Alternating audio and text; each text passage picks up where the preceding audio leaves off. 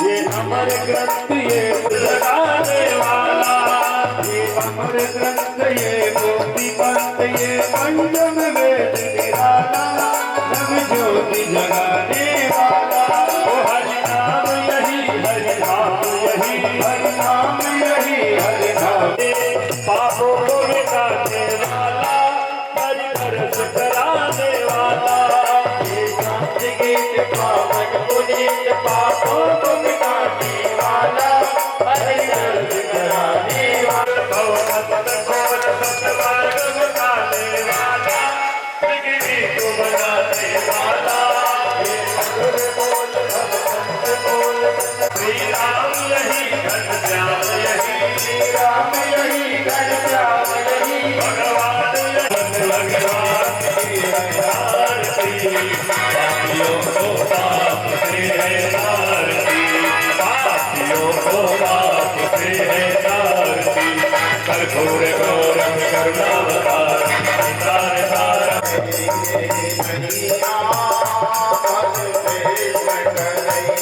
हर पार करेंगे नैया, जो कृष्ण कन्हैया।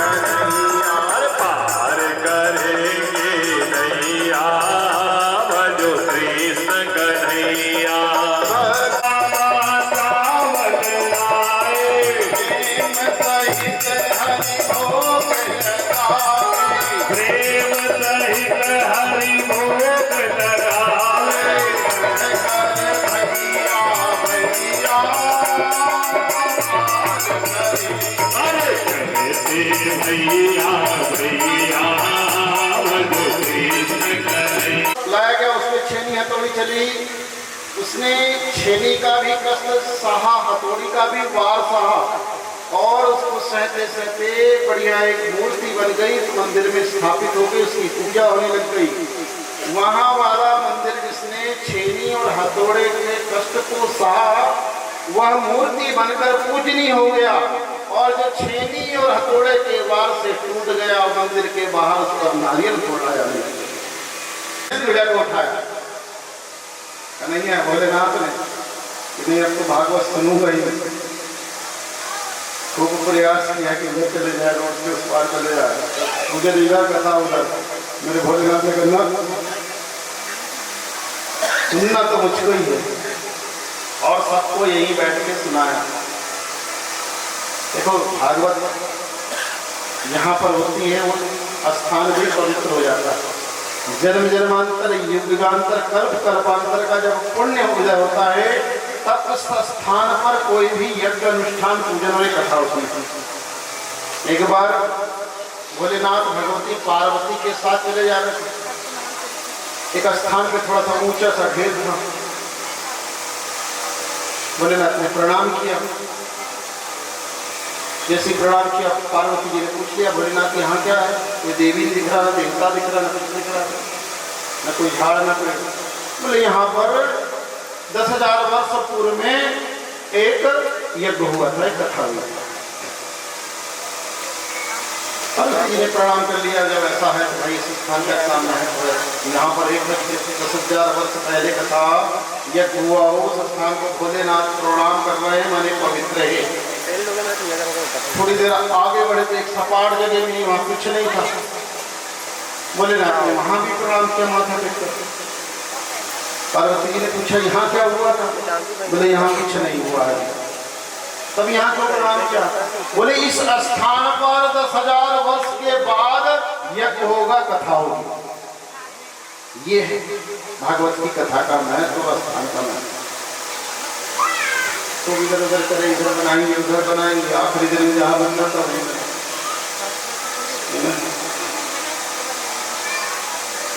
हम लोग तो आंगन में तुलसी लगाते हैं, तुलसा के आंगन में बैठ गए। बोलो भगवान की। देखो नाम का भी कितना महत्व है ना। इनके माता पिता ने सोचा नहीं होगा तुलसा नाम रख दे,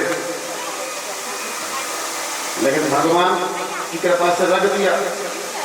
तो जिस आंगन में तुलसी हो जाए वहां कृष्ण आ जाते हैं, और जहां पर तुलसा आ जाए वहां तो भागवती हो जाती है। बोले भक्तवत्सल भगवान।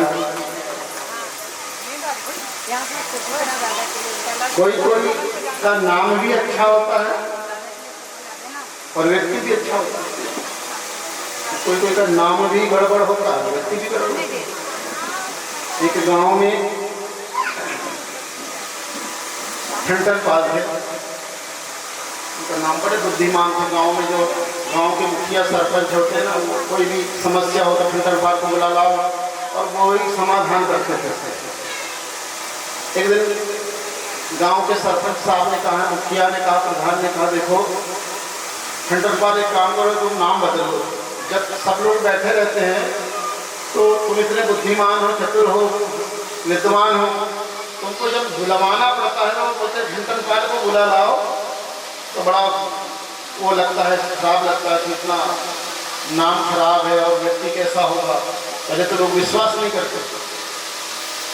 तो ठंडन पाल ने कहा ठीक है, मैं जाता हूँ, तो अच्छा से नाम ढूंढूंगा, मिल जाएगा तो बताऊंगा फिर।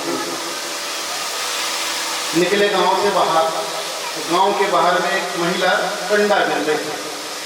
पूछा, बहन जी नमस्ते, प्रणाम, राम राम। बोले राम राम।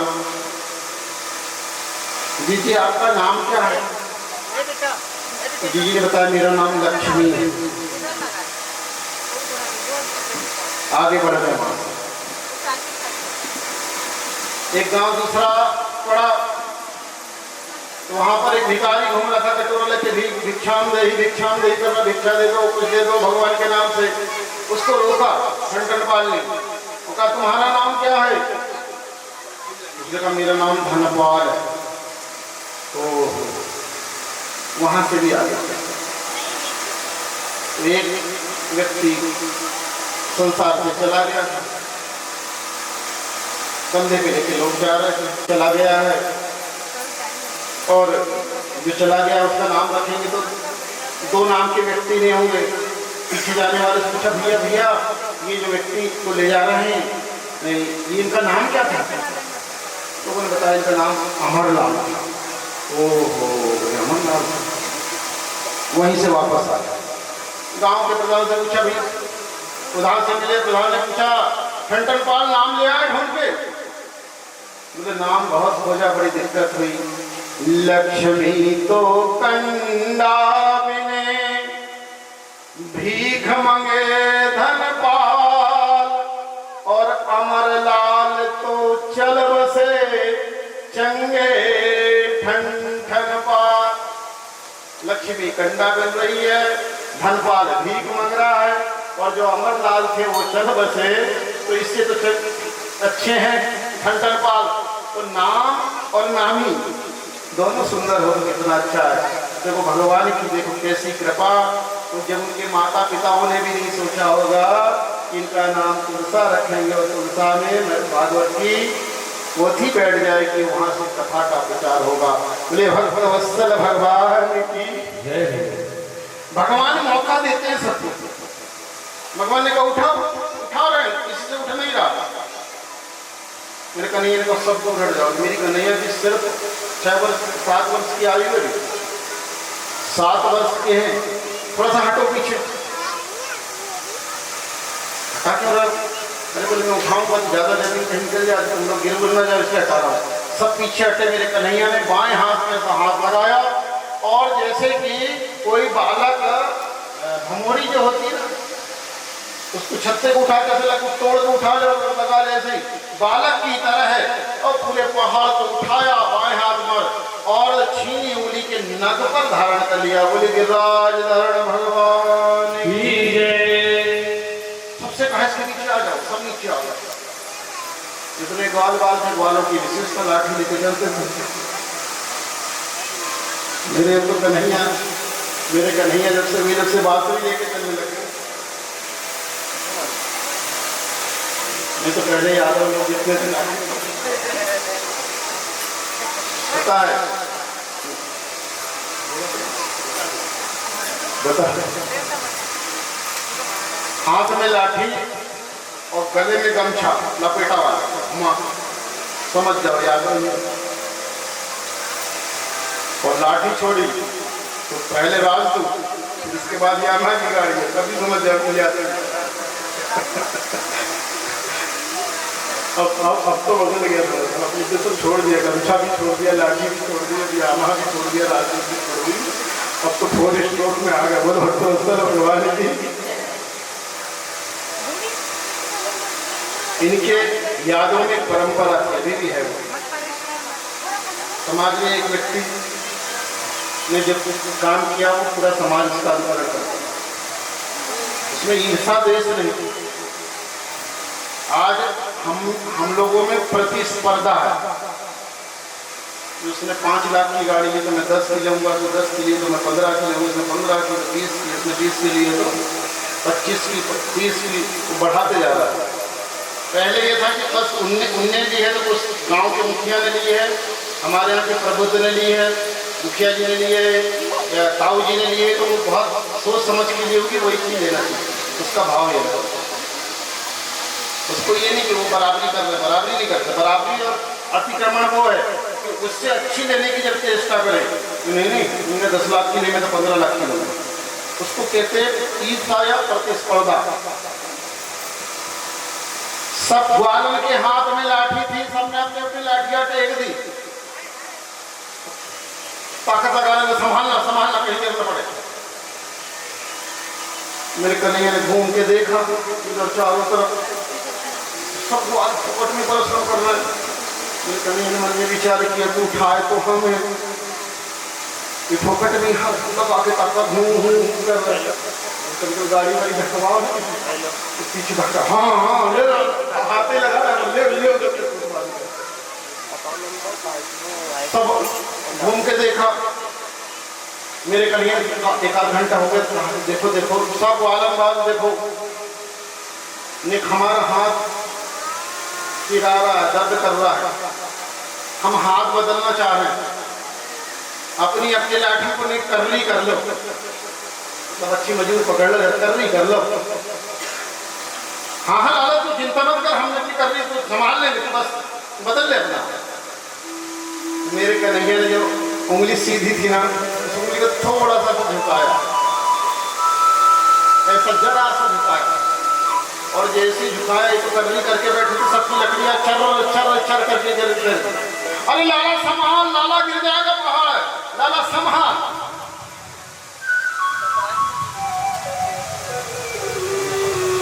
अरे गिरना पड़े रे गोपाल गिरिवर।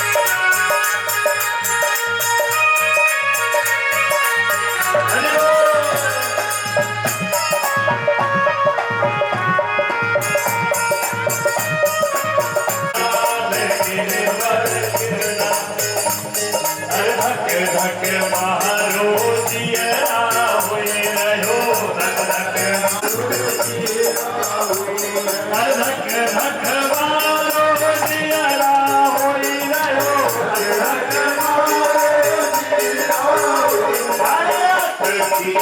में मझधार गिरवर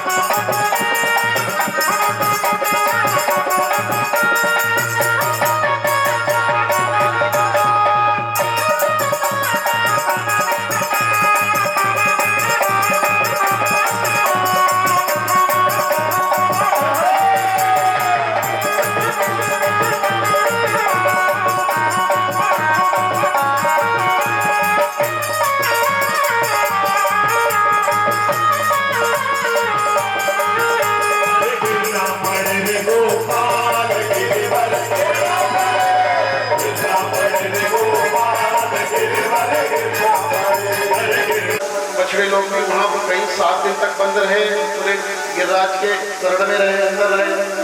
तो मेरे कन्हैया ने सब बछड़ों को ले लिया और चरा रहे। इधर इंद्र को समझ में आया मुझसे अपराध हो गया, मुझसे गलती हो गई। इंद्र कन्हैया से मिलने आ रहा है। और मेरे कन्हैया से जब इंद्र मिलने आया तो उसकी हिम्मत नहीं हुई कि सीधे मिलने, उसने सुरभि गाय लेकर आया। देखो आप गाय के महत्व को समझना। सुरभि गाय को लेके आया और सुरभि गाय को आगे किया और सुरभि गाय की आड़ में स्वयं पीछे चल रहा है, छुप छुप के। सुरभि गाय को जैसे देखे मेरे गिरिराज धरण में द्रवित हो गए। गाय आगे बढ़ी, सुरभि और अपने स्तंभों से दुग्ध की धारा बहाने लगी, अभिषेक करने लगी। और दूध मेरे कन्हैया को बड़ा प्रिय है, खुश हो गए। या सुरभि गाय का दूध वैसे भी बड़ा अमृत का मान होता। तब तक इंद्र निकला और इंद्र ने 7 श्लोकों में भगवान कृष्ण की वंदना की, उनकी स्तुति की। और जैसी 7 श्लोकों में मेरे कन्हैया ने बोल पड़े, इंद्र तुमको अभिमान हो गया था इसलिए हमने तुम्हारा पूजन बंद कराया। देखो देवताओं को भी अभिमान होता है। स्वार्थ लाग करही सब प्रीति, सूर नर मुनि जन सबके ही। इंद्र को अभिमान कि मैं ही सब कुछ हूं, मैं ही राजा हूं। आज उसके अभिमान को तोड़ने के लिए ही मेरे कन्हैया ने पर्वत का पूजन करा दिया, पहाड़ का पूजन करा दिया। इंद्र ने कहा प्रभु हमसे त्रुटि होगी, क्षमा करो, हम आपकी शरण में, हम नहीं समझ रहे थे आपके वैभव को, हम तो साधारण गाल बाल समझ रहे थे।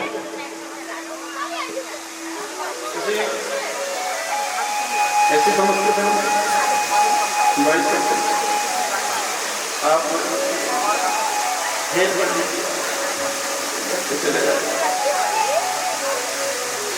समझने की बात है। देखो मेरे कन्हैया ने 7 श्लोक में इंद्र के अपराध को क्षमा कर दिया। भागवत जी में एक बार और अपराध हुआ, मेरे कन्हैया का एक ने और अपराध किया। जब हमारे कन्हैया 5 वर्ष के थे,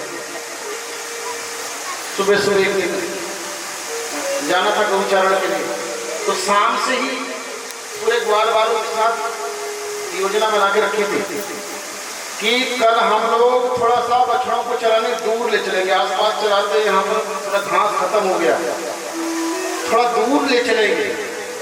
और जो दोपहर में घर आ जाते हैं, कल हम दोपहर में घर नहीं आएंगे, उधर ही भोजन करेंगे।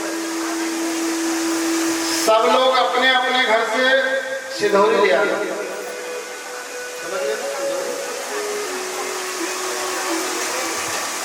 पार्सल अंग्रेजी शब्द।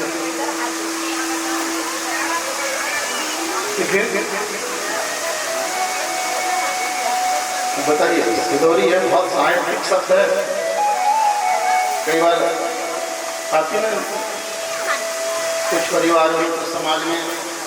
हमारे यहाँ भोलेवाल कुंभी समाज में नाग पंचमी में सिधौरी जाने का बड़ा नियम है। सिधौरी बोलते हैं, सिधौरी में जो भोजन बांध के ले जाए वही सिधौरी, उसी का सीधा सीधा महाराज लोगों ने कर लिया सीधा, सिधौरी का सीधा सीधा समझ गए। सिधौरी में तो आड़ी तिरछी गोल लंबी सब चीज रहती है। गुजिया धनुष के आकार की, पपड़ी तो क्या क्या पापड़ तो पूड़ी सब रखना पड़ता है। लेकिन महाराज ने कहा नहीं, ये सब फालतू झंझट पर तो सीधे दाल आटा चावल ये बांध दो, सीधा हो गया। सिधौरी का सीधा, सब सिधौरी लेके आना। छोटे बच्चे जब रहते हैं ना, 4-5 साल के, 7 साल के, 10 साल के, स्कूल में अगर कोई विशेष कार्यक्रम में अपनी उनकी मम्मी सब बोलते, मम्मी सब साथ में खाएंगे, ज़्यादा रखना, अच्छा वाला रखना, जो सबसे अच्छा बनाती है। सबने अपनी मम्मी से जा जाके कह दिया, माते कर जाना है, दूर जाना है, सिधौरी के लिए बांध देना, अच्छा टिफिन बनाना, जो सबसे अच्छी जिसकी मम्मी बनाती है, सबने सुबह की तैयारी कर दी। भगवान का एक सखा है, ब्राह्मण है, मधुमंगल इसका नाम है। मधुमंगल बहुत गरीब है। मधुमंगल की माँ है, पिता नहीं है। मधुमंगल की माँ लोगों के यहाँ काम करती, उसके बदले में जो मिलता उसी से घर परिवार का खर्च चलता। ब्राह्मण हमेशा संतुष्ट।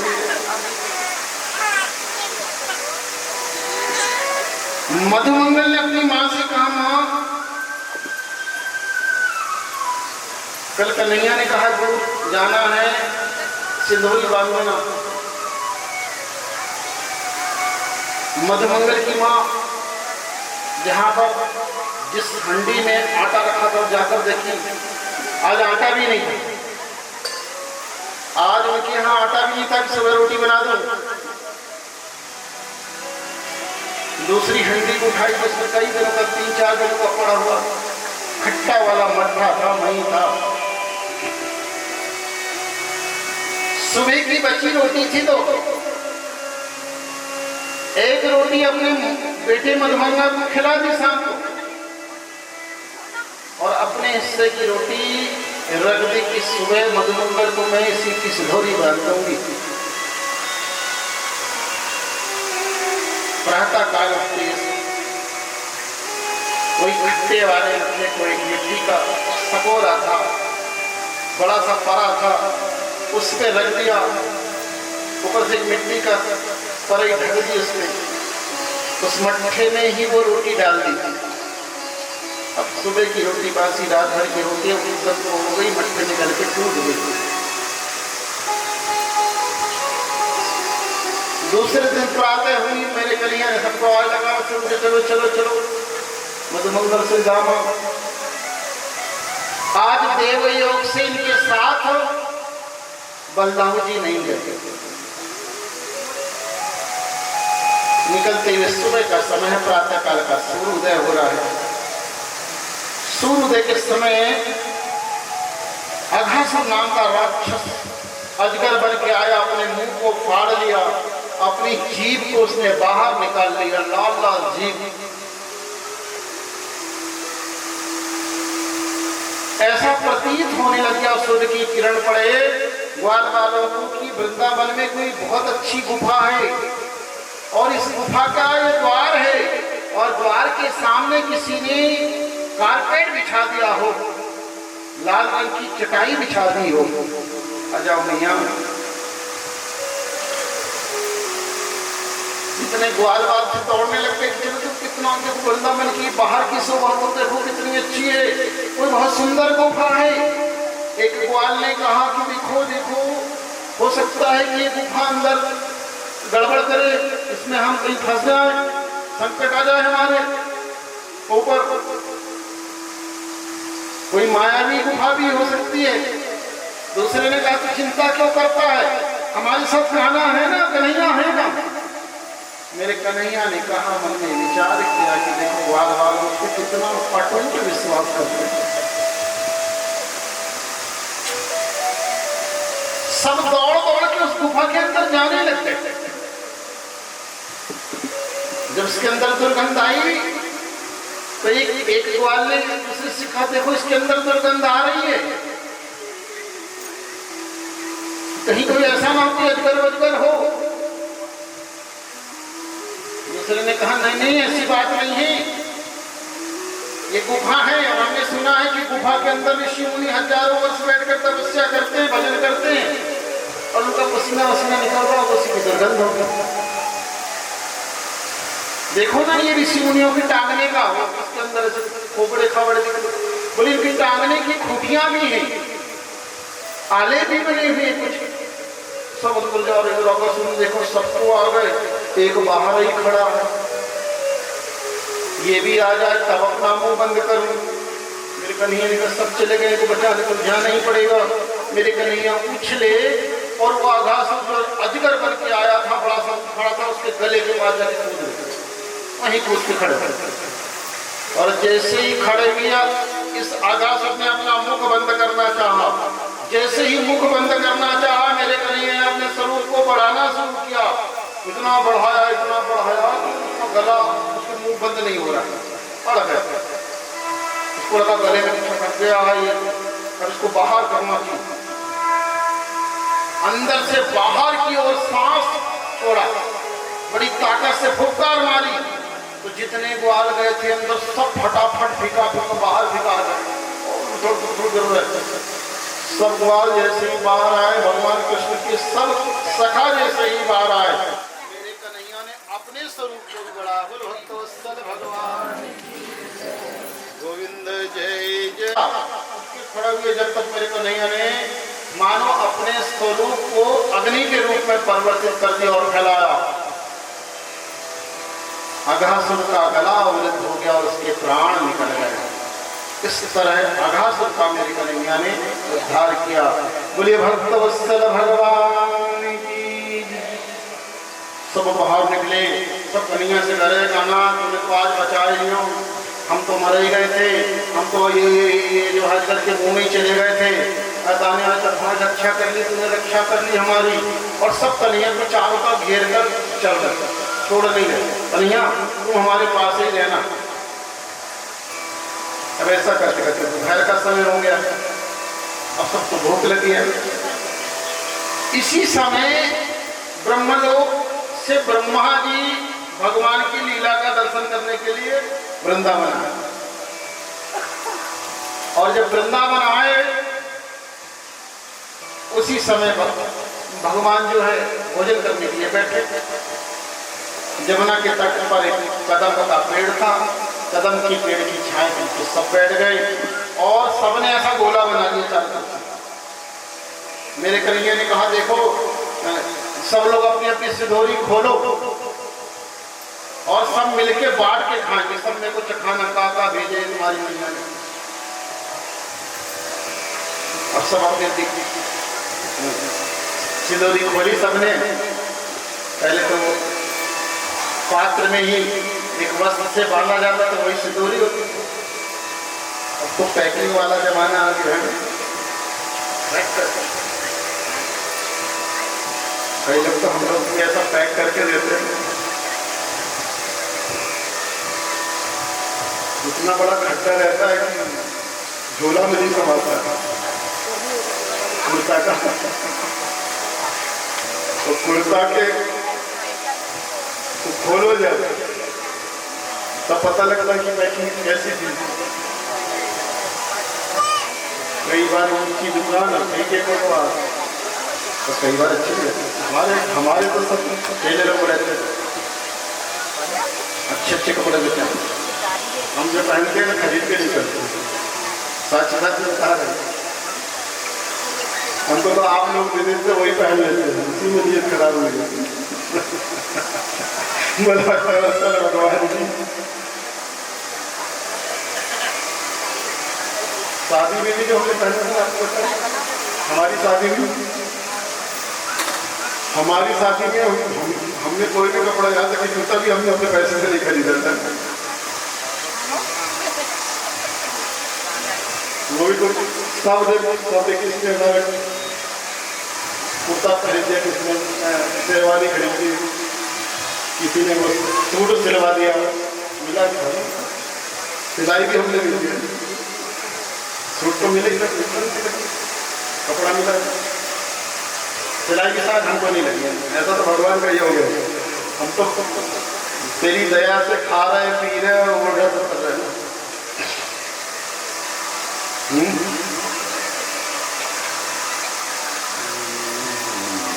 भैंस के बारे में बताना बड़ा कठिन बात है। बता दो, हम जब यहाँ रहते थे ना तब अकेले रहते थे। अकेले में हमारे पास जब यहाँ से उतर गए शादी हुई तो भैंस की बात बता रहे हैं ना, तब वो इनके पास एक वो था छोटे वाला छोटा वाला छोटा ऑटो है ना, 6 चक्कर तो यहाँ से सामान वहाँ लगे थे। ऑटो इनका था, हमारे मित्र मुकेश ने चलाया था उससे। वो ऑटो का भी दे दिया, पेट्रोल डीजल का भी दे दिया, ऑटो भर मिला। जो बाद में बताते देखो 6 ऑटो का सामान हमने अकेले का ले गया था।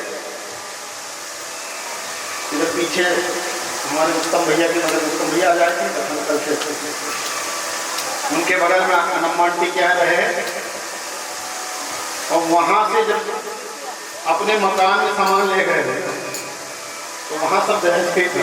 अपना पूरा दिन लगा था ट्रैक्टर ट्राली मंगाने को लगा। अब सोच लो कितना दहेज मिला, पहले कमी नहीं थी और इसके बाद इतना मिला। पूरा घर भर गया, घर तो भर दिया। ऐसी लक्ष्मी सबको मिले, बोलो भगवान की।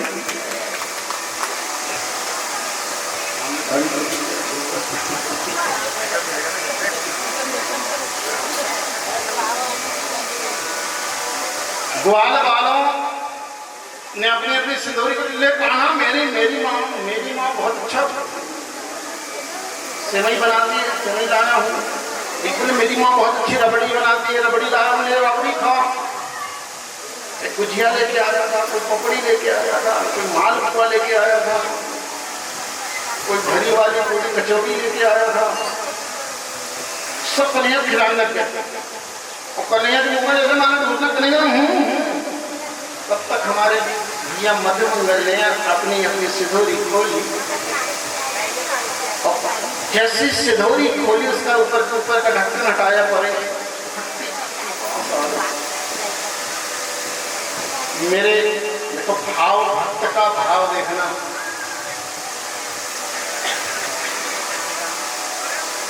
मधुमंगल ने समझा, मन में विचार किया कि ये कहना यशोदा मैया शुद्ध ताजा मक्खन मिश्री खिलाती है इसको, ताजा ताजा दही खाने वाला। अभी भी कई परिवार ऐसे हैं, कई गांव ऐसे हैं।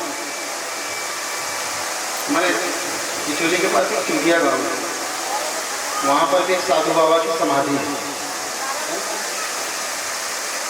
बहुत पहले एक बार सब बात मिला था वहाँ पे भागवत, जब हम संगीत में भागवत नहीं करते थे।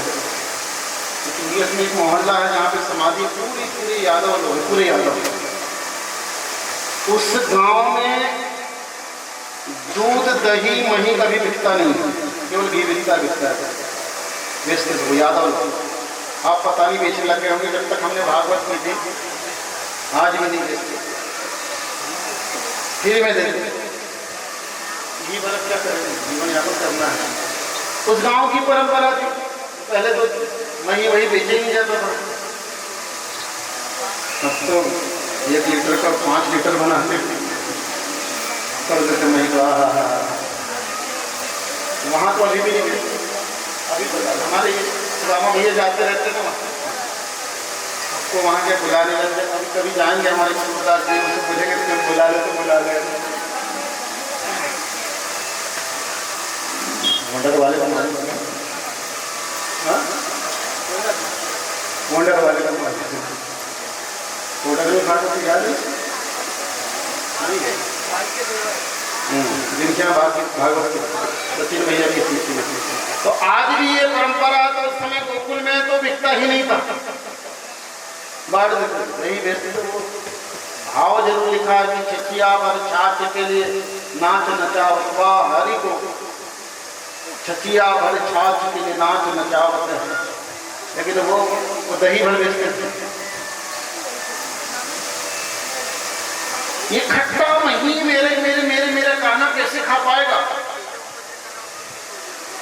देखो अपनी अपनी तासीर होती है, अपना अपना स्वभाव होता है। खट्टी चीज हम भी नहीं खा पाते, ज्यादा मीठी भी नहीं खा पाते। हम तो बेकार ही ज्यादा कड़वा भी नहीं खा पाते, तीखा भी नहीं खा पाते।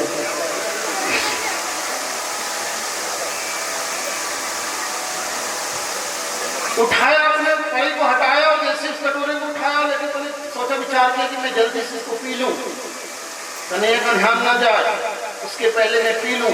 उठाया और कट पीने लगे। जल्दी में पी रहा था तो दोनों तरफ से तो बह गया। मेरे कन्हैया ने जो खिला रहे थे उनको हटाया, हटो तो। अरे मधुमंगल, तेरी माँ ने मेरे लिए क्या भेजा था? अकेले खा कटोरा हटाया, जब तक कटोरा पूरा पी लिया। हटाया, मधुमंगल की बगल में जो धीरा वो मेरे कन्हैया चाटने लग गए, होठ लगा इसको चाट ब्रह्मा जी ने इस दृश्य को देखा। ब्रह्मा जी ने कहा ये ब्रह्म है, ये ईश्वर है, ये जूठा खा रहा मुंह चाट रहा है, ये ब्रह्म नहीं हो सकता, इसकी परीक्षा लेना चाहिए। इधर जो बछड़े थे इधर चल रहे थे, बछड़ों को ब्रह्मा जी ने हरण कर लिया और सीधे हिमालय में ले गए। जो उसी मठ से आगे जब बद्रीनारायण एक गोचर करके स्थान है, जहाँ ब्रह्मा जी ने गौओं को छोड़ा था, चराया था, उसका नाम है गोचारण। अब गोचर हो गया, थोड़ा अवरण हो गया शब्द का। वहां ले जाके छोड़ा योग माया में, और वहां से फिर वापस आ। देखिए आप क्या करते हैं। ब्रह्मा जी कहते कि जैसे गए आए, जब तक देखा तो सबने कहा कि देखो देखो गाय बछड़े नहीं दिख रहे हैं। देखो तो बछड़े किधर गए, चट के देखा पास में दिखने के बछड़े तो खाने पीने में मस्त हो गए। मेरे करीब का जाओ बछड़े को देखो कहाँ ढूंढो, सब वालों का देखो आना, हमको डर लग रहा है। अभी हम मौत के मुंह से निकले। एक काम करो, हम इकट्ठा सब रहेंगे तो थोड़ा सी हिम्मत रहेगी, तुम चले जाओ, तुम देख लो। मेरे कानून ने कहा ठीक है, तुम इकट्ठा बैठो, मैं भी देख के आता। मैं कन्हैया गए कहीं बछड़े थे, मिले नहीं। और जैसे ही मेरे कन्हैया इन ग्वाल बाल के पास से हटे, ब्रह्मा ने इन ग्वाल बालों का भी हरण कर लिया, इनको भी चुरा लिया। कन्हैया लौटे, कदम के पेड़ के नीचे देखे तो ग्वाल बाल नहीं, उधर गैया मिली नहीं, आए तो इधर ग्वाल बाल नहीं। मेरे कन्हैया समझ गए कि उसी कदम में टिके, अपनी बांसुरी बजाते रहे। शाम तक मैंने बांसुरी बजाई, और बांसुरी बजाने के बाद जैसे शाम हुई, अब घर जाने का नंबर, कैसे घर जाए। अब मेरे कन्हैया देखो, जितने ग्वाल आए थे उतने ग्वाल बन गए, जितने बछड़े आए थे उतने बछड़े बन गए, जिस रूप रंग के ग्वाल थे वैसे ही बन गए। जो ग्वाल पहन के आए थे, जो सखा इनके पहन के आए थे, जैसा कपड़ा वैसे बन गए, वैसी लाठी बन गए, वैसी साफा बन गए, गमछा बन गए। किसी ने धागा बांधा था गले में तो धागा बन गए, किसी ने कमर में धागा बांधा तो कमर बन गए। क्या क्या नहीं बने मेरे करीब। जब या 5-6 साल 8 साल के जो थे उनको दूध पिलाने लग गई मैया। मानो मेरे कन्हैया ने घर घर जाके सब का दुग्ध पान किया। एक दिन नहीं, 2 दिन नहीं, 1 महीने नहीं, पूरे 1 वर्ष तक ये क्रम चला। क्योंकि वह घटना जो अघासुर वाली हुई थी अजगर की, ग्वाल बाल एक वर्ष बाद आया और उन्हें बताया कि आज हम अजगर के मुंह में चले गए थे, तो वहां के ग्वाल बालों ने जाके देखा, तब तक वो सूख गया था, केवल ढांचा बचा। बलराम जी साथ में कुछ बुजुर्ग युवा जवान ग्वाल एक पहाड़ी पे लकड़ी लेने गए थे। वहां से इन अपने बालकों को और अपने गैया बछड़ाओं को उन्होंने देखा कि बहुत दूर ले आए। वो तो रोज वहीं ले जाते थे जहां से घूमे थे, हरण हुआ था। वो बड़े ताव से वहां से दौड़ के आओ, देखते हैं इनकी पिटाई करते हैं, इनको मना करते हैं कि इतने दूर लेके मत आना, पर ये आ जाते हैं और अपनी अपनी लाठी पटकते आ रहे थे। बलदाऊ जी देख रहे थे, इंतजार करने लग गए। बलराम जी ने आंख बंद किया, देखा, बोले आखिर बात क्या है, ये वहां से तो मारने आ रहे थे, यहाँ आते इनको हो क्या गया, इनका भाव कैसे बदल गया। तो जो आंख बंद करी तो जितने ग्वाल बाल थे सब कन्हैया दिख रहे हैं, कान्हा दिख रहे हैं। बोले अच्छा कान्हा। मेरे कान्हा ने बलदाऊ जी का हाथ पकड़ा। रोटी करते थे, घर की भाई रोटी भी बनाती थी, बर्तन भी करती थी, चौका भी करती, सोती भी थी। फिर 4 बजे उठकर फिर सफाई भी और लीपना भी। अब तो कहीं लीपना नहीं पहुँचना आए, तब फूल भी टूटे टूटाए बेलपत्ती सब आए चढ़ाने उसी तक जाते। बोलो गोपाल कृष्ण भगवान की। मेरे कन्हैया ने बलदाऊ जी का हाथ पकड़ा, बलदाऊ अभी शांत रहो। ब्रह्मा जी को समझ में आया यहाँ कोई फर्क नहीं पड़ा।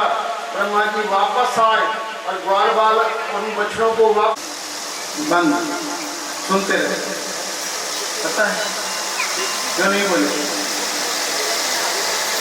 ब्रह्मा जी से बात तक नहीं की, ना ये कहा कि तुमने अच्छा किया कि बुरा किया कि अपराध किया कि जाओ समाज किया, कुछ नहीं। ब्रह्मा से कहा, अरे ब्रह्मा मन में कहा, ब्रह्मा तुमने क्या अपराध किया, कितना बड़ा अपराध किया है। एक तो मैं थोड़े समय के लिए 11 से 12 वर्ष के लिए इनके साथ लीला करने के लिए था। 12 साल लगेगा तब तो चले जाएंगे। उसमें भी तूने इनसे मुझसे अलग रखा इनको, इसलिए ब्रह्मा से बात नहीं की। और इंद्र ने इतना बड़ा अपराध किया, इतना बड़ा अपराध किया कि 7 दिन तक गिरिराज जी को मेरे मुख पे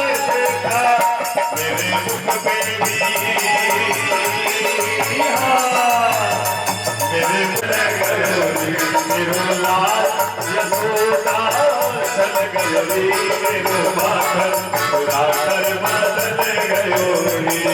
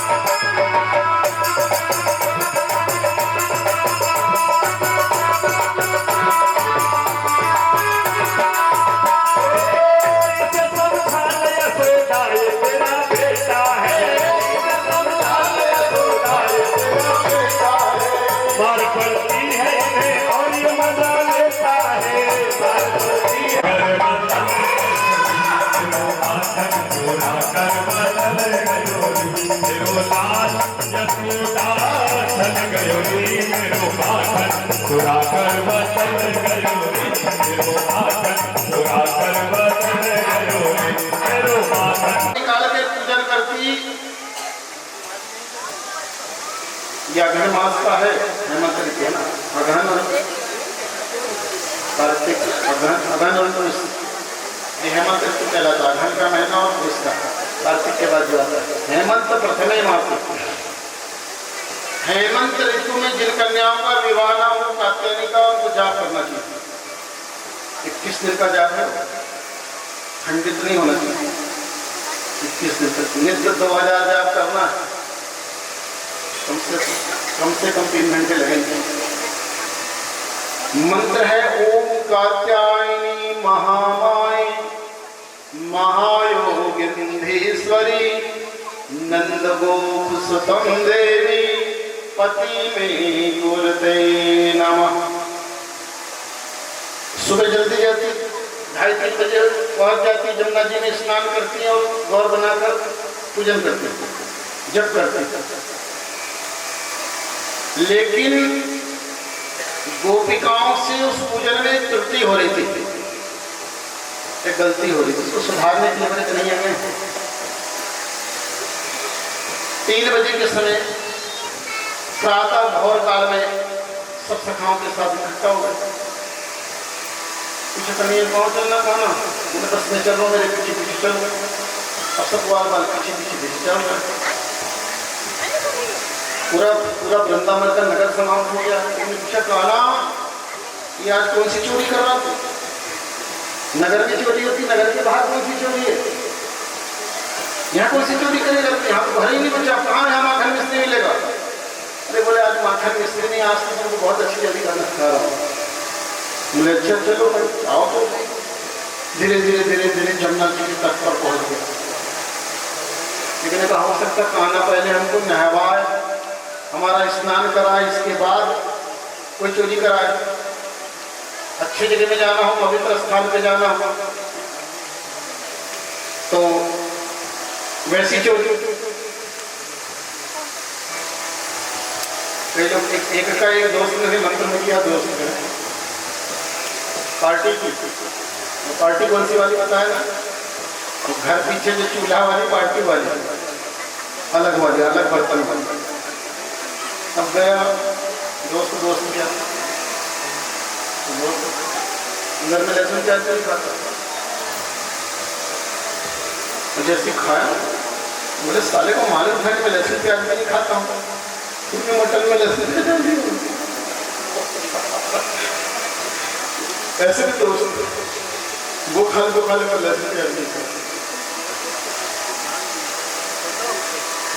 चोरी भी अलग हो सकता, नहला धुला की चोरी करा रहा होगा, नहीं है कि पवित्र स्थान की चोरी होगी, इसमें लहसुन प्याज नहीं चलता। कन्हैया दूर से देखा गोपिका जमुना जल में स्नान कर रहे थे। सब गोपिका स्नान में मगन थे। मैंने इशारा किया कि ये इनके वस्त्र जो रखे हैं जमुना के तट पर उतार के लिए वस्त्र रख दिया था। जो घर से शुद्ध वाले ले गए थे वो भी वहीं रखे थे, जो पहन के गए थे वो भी उतार के वहीं रख दिए थे। मेरे कन्हैया ने कहा जाओ धीरे धीरे दबे पैर ले आओ, सबने कुआर बाजू में ले आया और वहीं पर कदम का पेड़ था, उन वस्त्रों को लेकर सब कदम के पेड़ में चढ़ गए और चढ़कर मेरे कन्हैया ने बांसुरी बजाई। जैसे ही बांसुरी बजाई तो गोपिकाओं को लगा कि लगता है मेरा कन्हैया आ गया, कान्हा आ गया है, ये आया होगा तो अकेले नहीं आया होगा, चलो चलो जो जल्दी से वस्त्र पहनते हो। जैसे ही वस्त्र की तरफ देखा तो वहां उनके कपड़े ही गायब, वस्त्र ही गायब। मुझे लगता है कान्हा ने वस्त्र चुरा लिए। आज भगवान ने गोपिकाओं का चीर हरण कर लिया। बोले चीर हरण भगवान की। एक गोपी ने चिल्लाई कान्हा हमारे वस्त्र दे दे। कान्हा ने कहा ये तुम्हारे वस्त्र ले, ये लटक रहे, ले जाओ। इतने इतने जल में डूबी गोपिकाएं कैसे बाहर निकले? ले नहीं जा रही हो? अरे बोले लाला तुम्हारे सामने हम कैसे निकलेंगे? कन्हैया तुम्हारे सामने हम कैसे निकलेंगे? हमने तो अपने पहने वाले कपड़े भी उतार दिए थे, वो वस्त्र उतार दिए थे।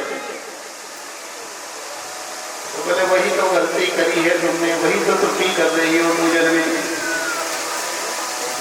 बिना वस्त्र के स्नान क्यों कर रही हो?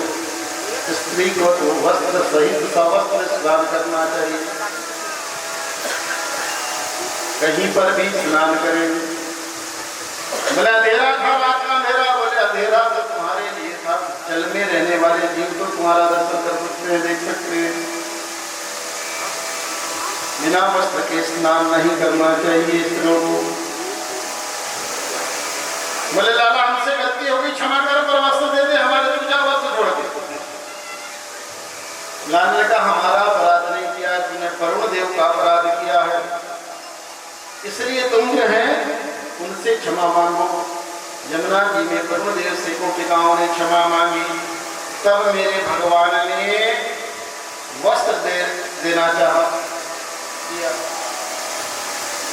दूसरे गोपिकाओं से पहले कहा वस्त्र जाते समय कि तुम मंत्र जपती हो तो मुझको ही पति रूप में प्राप्त करना चाहती हो, लेकिन मैं जब सामने आया तो मुझसे ही लज्जा कर रही हो, मुझसे ही शर्म कर रही हो।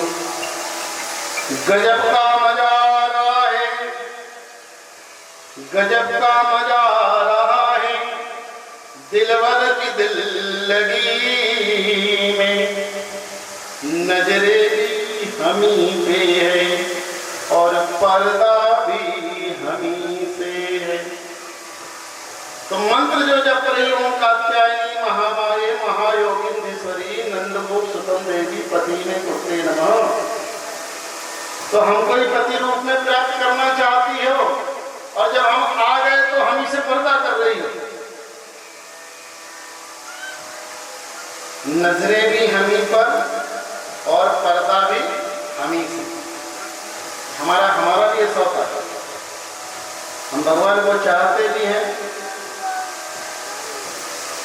लेकिन भाव वो नहीं कर पाते, पर्दा कर लेते हैं। कई बार नाचना चाहते हैं, कई लोग घर बैठे हुए घर बैठे वाले क्या करेंगे, मोहल्ले वाले शादी में तो नहीं बोलती मोहल्ले वाले क्या करेंगे। भगवान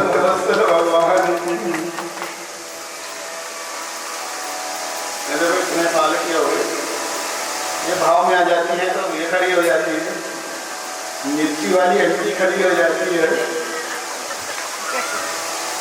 तो जो अभी जीजी से जो लड़की बनी रही उसको नाचते चीज भगवान के सामने। बोलो भक्तवत्सल भगवान की जय, क्षीर हरण भगवान की। अरे बास की बांसुरिया पे बरोई तेरा वे काहे कर तोरे, बास की बांसुरिया पे बरोई तेरा वे, बास की बांसुरिया।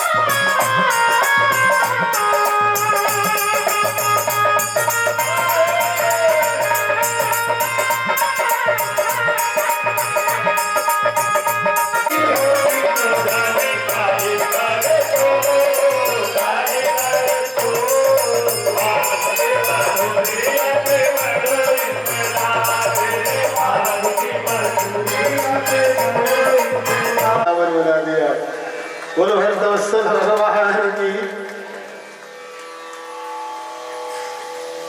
भगवान की अनेक बाल लीलाएं, कुछ बाल लीलाओं को रोक